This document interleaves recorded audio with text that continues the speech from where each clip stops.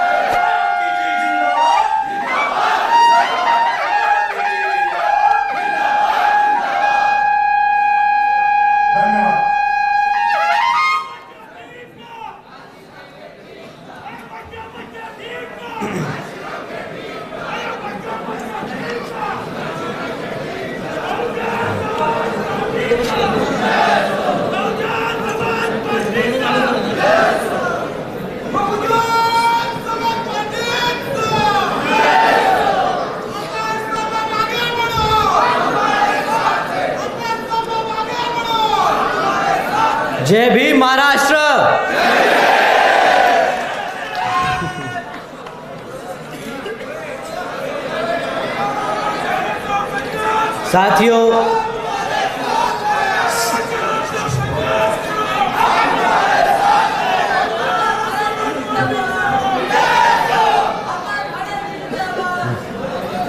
साथियों, सबसे पहले मैं अपने सभी संतों, गुरुओं, महापुरुषों को, जिसमें खासकर महात्मा ज्योतिबा फूले, छत्रपति शाहू जी महाराज, नारायण गुरु, पेरियार रामास्वामी जी, बाबा साहब डॉक्टर भीमराव अंबेडकर जी एवं मान्यवर साहब श्री काशीराम जी को नमन करता हूँ।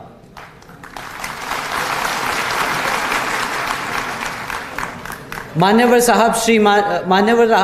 साहब श्री काशीराम जी के विचारों को देश के कोने कोने तक ले जाने वाली और सर्व समाज को शासन, प्रशासन व अनुशासन का उदाहरण दिखाने वाली उनकी एकमात्र उत्तराधिकारी हमारी आदरणीय बहन कुमारी मायावती जी ही हैं।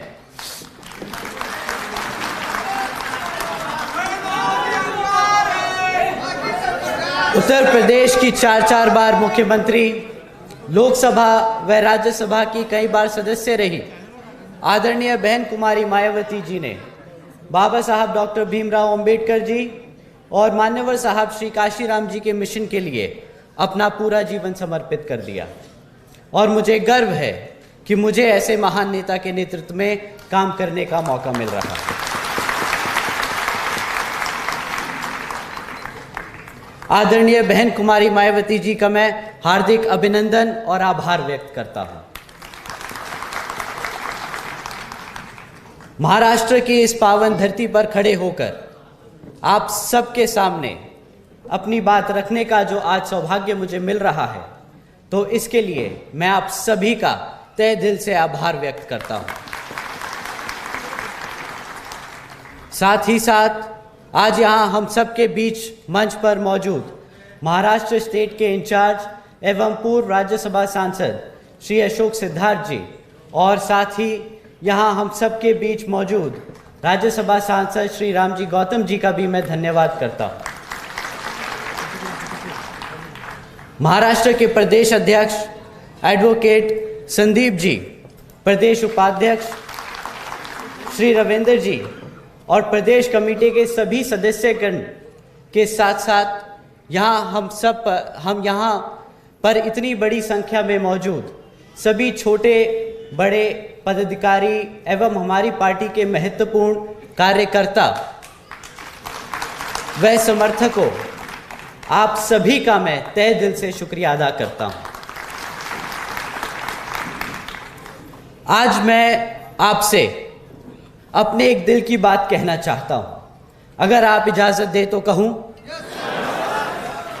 तो साथियों सुनिए, बाबा साहब के दिखाए रास्ते, मान्यवर साहब के बताए तरीके और बहन जी के बेबाक अंदाज को हमें दिल और दिमाग से अपनाना होगा।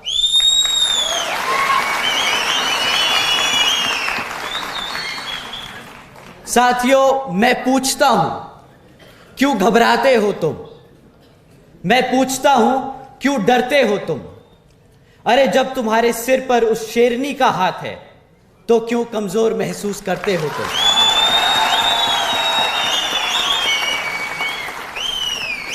आप सब बहुजन समाज से हो, कभी ना झुकना, कभी ना रुकना, अपनी जिंदगी को अपनी शर्तों पे जीने वाले हो तुम। वो कहते हैं ना कि अगर किसी चीज की लत लग जाए तो वो आदमी की पहचान बन जाती है। तो आज मैं कहता हूं कि बना लीजिए ये पहचान एक निडर समाज की, एक ताकतवर समाज की, एक मजबूत बहुजन समाज की।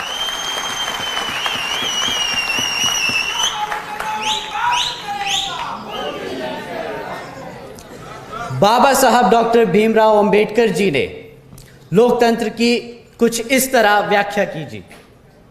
A form and a method of government whereby revolutionary changes in the economic and social life of people are brought about without bloodshed. Let's imagine this version of India, जहां पर स्कूल में बच्चों के बीच भेदभाव नहीं होता। ऐसा है बाबा साहब के विचारों का भारत। जहां पर महिलाओं पर अत्याचार नहीं होता, ऐसा है बाबा साहब के विचारों का भारत। जहां पर आपका प्रमोशन आपकी जाति देखकर नहीं, आपकी काबिलियत पर होता है, ऐसा है बाबा साहब के विचारों का भारत। जहां पर हर जाति और धर्म को बराबर का सम्मान मिले, ऐसा है बाबा साहब के विचारों का Bharat. Baba Sahab Dr. Bhimrao Ambedkar ji believed in an India where women had the same rights as men. But sadly, we don't live in this Baba Sahab's version of India. हकीकत तो ये है कि आज यहाँ महाराष्ट्र में जो बीजेपी की गठबंधन की सरकार चल रही है, वह जनता और बहुजन समाज विरोधी है। जहाँ पर भाजपा की सरकार ने बेघर लोगों को घर देने का वादा किया, जहां पर भाजपा की सरकार ने 1 करोड़ नौकरियां देने का वादा किया, जहां पर भाजपा की सरकार ने महात्मा ज्योतिबा फूले जी और माता सावित्रीबाई फूले जी को भारत रत्न की उपाधि से सम्मानित करने का वादा किया। तो साथियों, हकीकत तो यह है कि आज भी महाराष्ट्र में 3 लाख से ज्यादा लोग बेघर हैं। हकीकत तो यह है कि आज 1 करोड़ नौकरियां का वादा घटकर 75,000 नौकरियां देने का भी वादा ही रह गया है। हकीकत तो यह है कि आज राज्य की भाजपा सरकार हमारे महापुरुषों को भारत रत्न देने के लिए केंद्र की सरकार को नाम भेजने का सिर्फ नाटक कर रही है। क्या ऐसे ही चलती है डबल इंजन की सरकार? साथियों, आप बताइए, मोदी जी कितने समय तक बोलते रहे डबल इंजन की सरकार, डबल इंजन की सरकार? क्या भाजपा की सरकार नहीं? इधर केंद्र में भाजपा की सरकार नहीं? तो ये ऐसे चलती है डबल इंजन की सरकार? आप बताइए, चलती है ऐसे डबल इंजन की सरकार? ना सिर्फ यहां की भाजपा सरकार नाकाम रही हमारी बेरोजगार जनता को रोजगार देने में, ना सिर्फ नाकाम रही हमारे महापुरुषों को सम्मान देने में, बल्कि यहां की भाजपा सरकार ने हमारे सभी किसानों भाइयों के साथ जो धोखा किया है, वो सिर्फ शर्मनाक ही नहीं बल्कि एक घोर अपराध है, जिस अपराध का सिर्फ और सिर्फ एक ही नतीजा है, इस्तीफा। आज भी 40% महाराष्ट्र सूखे की मार से झेल रहा है। आज हमारे प्रदेश में 28,500 से ज्यादा गांव में खेती के लिए तो दूर, पानी पीने तक के लिए पानी नहीं है। साथियों, शर्म तो तब आती है जब यहां की सरकार हमारी माताओं और बहनों तक को सुरक्षा नहीं दे सकी। सिर्फ पिछले साल में ही 56,000 से ज्यादा महिलाओं पर हुए अत्याचारों के केस दर्ज किए गए। तो मुख्यमंत्री जी, जो झूठ और धोखा आपने यहां की गरीब जनता और हमारे बहुजन समाज को दिया है, तो इन सभी की तरफ से मैं मांगता हूं आपका इस्तीफा।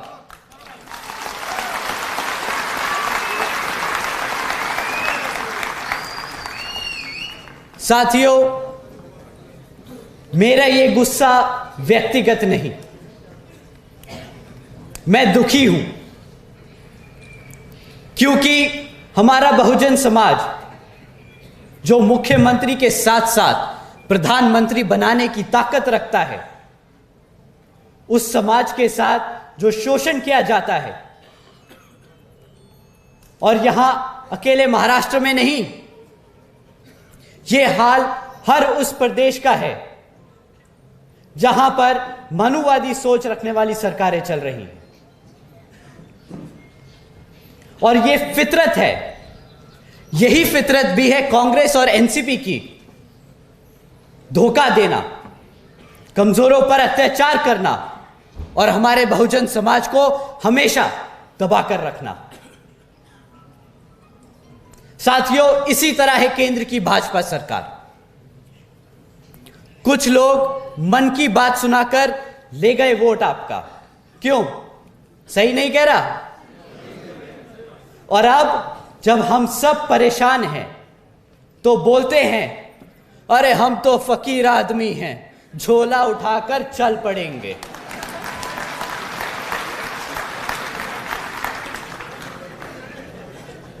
साथियों, केंद्र की सरकार का वादा 10 करोड़ नौकरी देने का, केंद्र की सरकार का वादा हम सबके लिए महंगाई कम करने का, केंद्र की सरकार का वादा गरीबी खत्म करने का। क्या यहां बैठे मेरे साथी लोग, आप लोग बता सकते हैं कि आपकी लग गई नौकरियां? क्या आप लोगों के लिए हुई महंगाई कम? क्या आप लोगों की बढ़ गई आमदनी? सही कहा, घट गई। साथियों, जो 10 करोड़ नौकरियां देने का वादा किया था, 10 करोड़ तो दूर, 5 करोड़ लगी हुई मैन्युफैक्चरिंग सेक्टर्स में वो नौकरियां भी आज घटकर सिर्फ 2.5 करोड़ रह गई हैं। जो महंगाई का ढिंडोरा पीट रहे थे 2014 में, और हम सबको एहसास दिलाने निकले थे सड़क पर कि 50 रुपए का पेट्रोल बहुत महंगा हो गया है, आज इनसे कोई पूछे कि क्यों भाई, अब 100 रुपए का पेट्रोल आप लोगों को चुभ नहीं रहा क्या?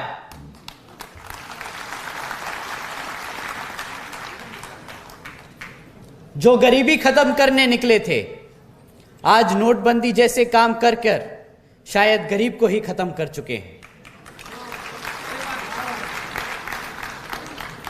साथियों, 2014 में 2 करोड़ 70 लाख लोग जो गरीबी रेखा से नीचे थे, आज उनकी संख्या बढ़कर 13 करोड़ से ज्यादा हो चुकी है। क्या ऐसे ही बनेगा भारत 5 ट्रिलियन डॉलर की इकोनॉमी? हम सबको अब पूछना होगा, केंद्र की सरकार से पूछना होगा कि ऐसे ही वो झूठे वादे करते रहेंगे क्या? शायद भाजपा का वादा केवल तोड़ने के लिए ही बना है, शायद ये लोग वादा करते ही इसलिए हैं ताकि तोड़ सके। मैं अगर सही समझता हूं तो केंद्र की सरकार को, बहुजनों को, बहुजन समाज को मुफ्त में राशन देने की योजना नहीं चलानी चाहिए।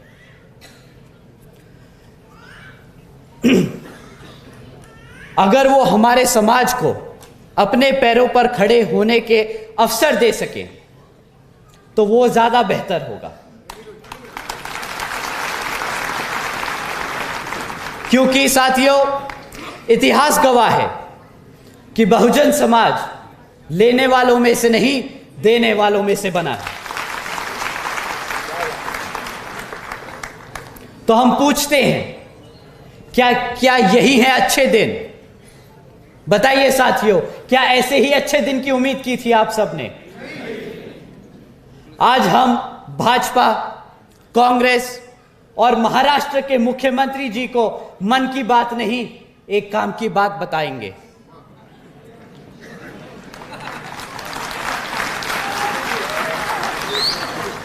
कि एक लीडर होता कैसा है, एक मुख्यमंत्री को होना कैसा चाहिए और एक प्रधानमंत्री बनना कैसा चाहिए। बहन जी ने कानून व्यवस्था के साथ साथ राज्य की सामाजिक व्यवस्था के लिए भी अनेकों कार्य किए। बहन जी ने देश में पहली बार सरकारी कॉलेजेस के स्टूडेंट हॉस्टल्स में अन्य पिछड़े वर्गों के छात्रों के लिए 27% आरक्षण की व्यवस्था तय की। बहन जी ने हमारे सभी संतों, गुरुओं और महापुरुषों के सम्मान में कई जिले और कई यूनिवर्सिटीज के नाम रखे, जैसे Gautam Buddha university, Ambedkar university, Chhatrapati Shahuji Maharaj university, Mahatma Jyotiba Phule नगर, मान्य महामाया नगर, संत कबीर नगर एवं गौतम बुद्ध नगर। बहन जी ने सावित्रीबाई फूले बालिका शिक्षा योजना के तहत 7 लाख से ज्यादा बच्चियों को 12वीं तक की शिक्षा प्राप्त करने हेतु 600 करोड़ से ज्यादा की लागत इन बच्चियों को अपने पैरों पर खड़ा कर एक उज्जवल भविष्य देने के लिए खर्ची।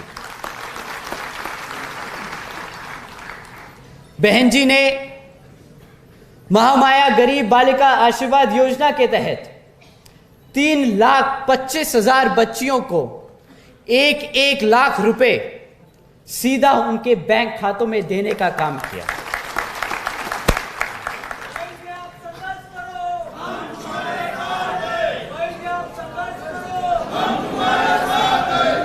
साथियों, आदरणीय बहन जी ने इन योजनाओं के तहत 3,250 करोड़ रुपए से ज्यादा सीधा बच्चियों के बैंक खातों में भेजे। भारतीय जनता पार्टी की तरह हम 20 लाख रुपए देने का नकली ढिंडोरा नहीं पीटते और न ही हम खोखली योजनाएं चलाते हैं, बेटी बचाओ बेटी पढ़ाओ जैसी। हमारी आदरणीय बहन जी ने करके दिखाया है 4 बार।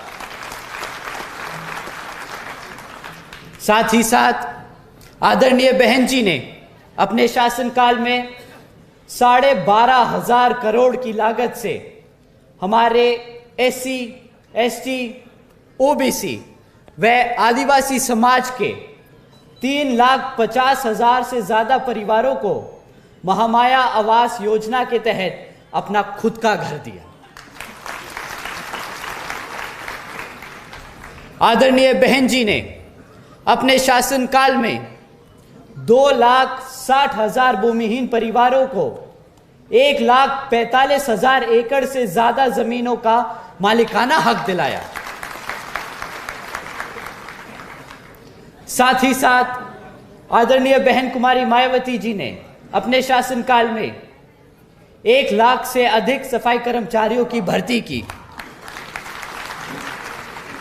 2 लाख से अधिक जवानों को पुलिस फोर्स में भर्ती किया, 90,000 से ज्यादा शिक्षकों को सरकारी नौकरी दी।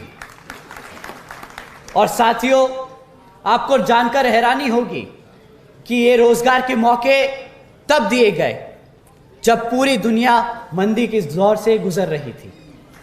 एक तरफ आदरणीय बहन जी उत्तर प्रदेश में लोगों को लाइन से लगाकर नौकरियां दे रही थी, तो दूसरी तरफ प्राइवेट सेक्टर लोगों को नौकरियों से निकाल रहा था। सही मायने में इसी को कहते हैं सर्जन हिताय व सर्जन सुखाय की नीति। आज मैं और मेरे जैसे लाखों करोड़ों बहुजन समाज के नौजवान अपना सर उठाकर एक इज्जतदार जिंदगी जी सकते हैं, तो वो सिर्फ और सिर्फ हम सबकी बहन जी की वजह से है। मैं आप सबके सामने आज यहां अपना सिर झुकाकर, अपने दिल पर हाथ रखकर बहन जी का शुक्रिया अदा करता हूं। आप हैं तो हम हैं। तो साथियों, आप और हम सबको एकजुट होकर समाज के हर एक व्यक्ति को बसपा से जुड़ने का काम करना होगा और आने वाले विधानसभा आम चुनाव में बता देना होगा कि हम आ रहे हैं, हम आ रहे हैं हर एक उस चीज के लिए जो इस संविधान में हमारे समाज के लिए हमारे गुरु देकर गए हैं, हमारे बाबा साहब डॉक्टर भीमराव अंबेडकर जी।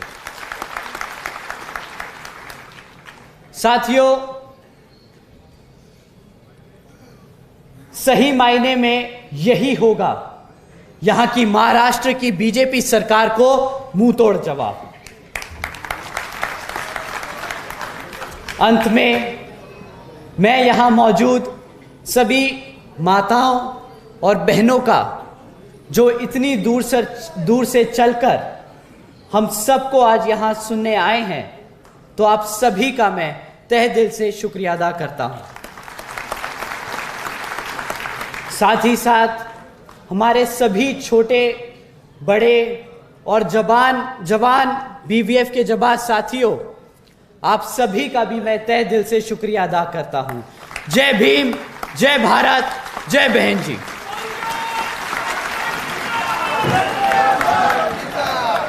बहुजन समाज पार्टी जिंदाबाद, बहुजन समाज पार्टी जिंदाबाद। आकाश आनंद जी आप संघर्ष करो, आकाश आनंद जी आप संघर्ष करो। धन्यवाद।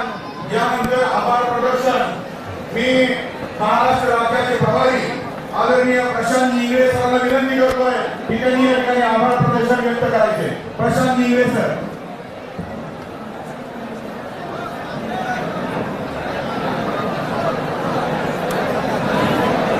सर्व महाभूषण अभिवादन करून या ठिकाणी मनोर उपस्थित आदरणीय आकाश आनंदजी, आदरणीय अशोक सुंदरजी, त्याचप्रमाणे या ठिकाणी उपस्थित असलेले आदरणीय रामजी मोहन साहेब, आदरणीय नितीन सिंगजी, आदरणीय ॲडव्होकेट संदीपजी तावडे साहेब, या सर्व मान्यवरांचं मुंबईचा इन्चार्ज राज्य प्रमाण होण्याच्या नात्याने या ठिकाणी आपले आभार व्यक्त करतो आणि विशेष व्यक्त करतो की त्यांनी आपल्याला पूर्ण मार्गदर्शन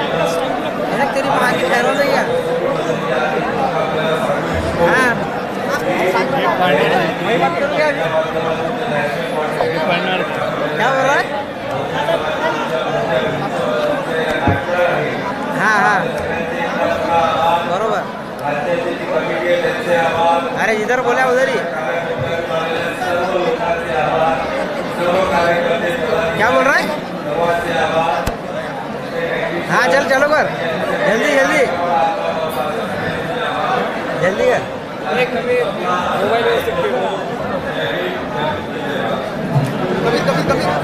कभी साहेबासोबतच आपण आकाश आनंद साहेबासोबत फोटो म्हणून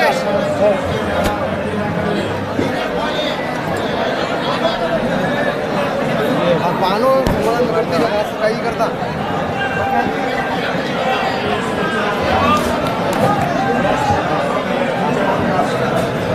जय भीम।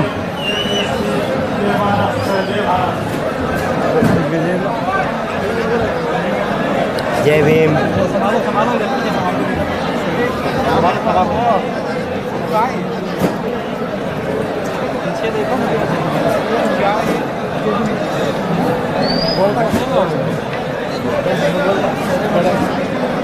वो इधर मेरे ख्याल से इधर है इधर है ना।